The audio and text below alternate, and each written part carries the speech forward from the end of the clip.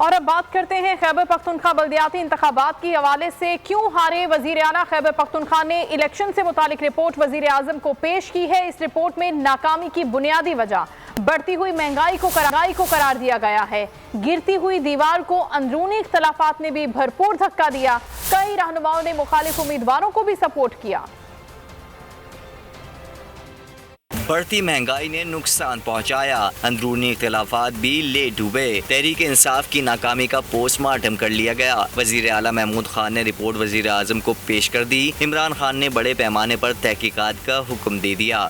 ज़राए के मुताबिक रिपोर्ट में अरकान की मनमानियों की निशानदही की गई। कई रहनुमाओं ने मुखालिफ उम्मीदवारों को भी सपोर्ट किया। ज़राए के मुताबिक मुखालिफ उम्मीदवार की हिमायत करने पर चार्जशीट तैयार होगी।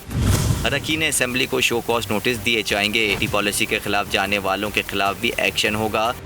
ज़राए का कहना है कि PTI ने अगले मरहले के लिए प्लानिंग शुरू कर दी। बल्दियाती इलेक्शन से मुतालिक तमाम उमूर की कमान वज़ीर आज़म खुद करेंगे। इमरान खान ने वज़ीर आला को इलेक्शन से मुतालिक गाइडलाइन भी दे दी। सब्सक्राइब करें और बेल दबाएं ताकि कोई खबर रह न जाए।